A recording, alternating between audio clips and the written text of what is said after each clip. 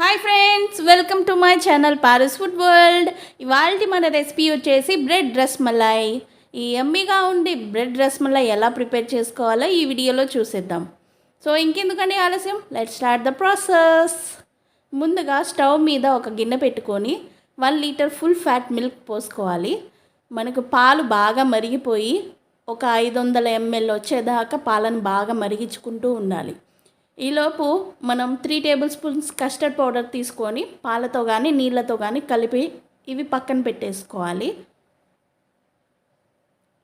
మనకు పాలు బాగా మరిగిపోయిన తర్వాత మనం ఆల్రెడీ కలిపి పెట్టుకున్న కస్టర్డ్ పౌడర్ మిశ్రమాన్ని దీంట్లో కలుపుకొని బాగా కలుపుకోవాలి. దీంట్లోకి 3 టేబుల్ స్పూన్ షుగర్, అలాగే దీంట్లోకి కట్ చేసి పెట్టుకున్న జీడిపప్పు పలుకులు, అలాగే బాదం పప్పు పలుకులు వేసుకొని బాగా కలుపుకోవాలి. చివర్లో కొంచెం యాలకుల పొడి వేసుకొని బాగా మిక్స్ చేసుకోవాలి. ఇప్పుడు ఈ మిశ్రమాన్ని మనం ఒక 1 అవర్ రిఫ్రిజిరేటర్లో పెట్టుకోవాలి. నెక్స్ట్ ఒక 5 బ్రెడ్ స్లైసెస్ తీసుకొని మనకి ఇష్టం వచ్చిన షేప్లో కట్ చేసుకోవాలి. మనం ఇలాగే మిగిలిన 4 బ్రెడ్ స్లైసెస్ని కూడా రౌండ్ షేప్లో కట్ చేసుకొని ఒక పక్కన పెట్టేసుకోవాలి.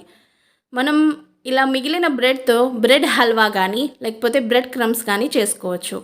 మనం ఆల్రెడీ కట్ చేసుకున్న బ్రెడ్ పీసెస్ని ఒక ప్లేట్లోకి షిఫ్ట్ చేసుకొని దీనిలోకి మనం ఆల్రెడీ రిఫ్రిజిరేట్ చేసుకున్న మిశ్రమాన్ని తీసుకొని బ్రెడ్స్ పైన వేస్తూ ఒక 10 మినిట్స్ బాగా నానబెట్టుకోవాలి. అంతే అండి, మన టేస్టీ బ్రెడ్ రస్మలాయ్ అయితే రెడీ అయిపోయింది.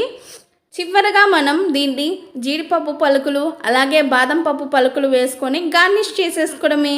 అంతే అండి, మన రస్మలాయ్ అయితే రెడీ అయిపోయింది. సో మీకు గనక నా వీడియోస్ నచ్చినట్టయితే తప్పకుండా సబ్స్క్రైబ్ చేసుకోండి. అలాగే పక్కనున్న బెల్ ఐకాన్ని క్లిక్ చేసి ఆల్ అనే ఆప్షన్ తప్పకుండా క్లిక్ చేసేయండి. Thanks for watching my video.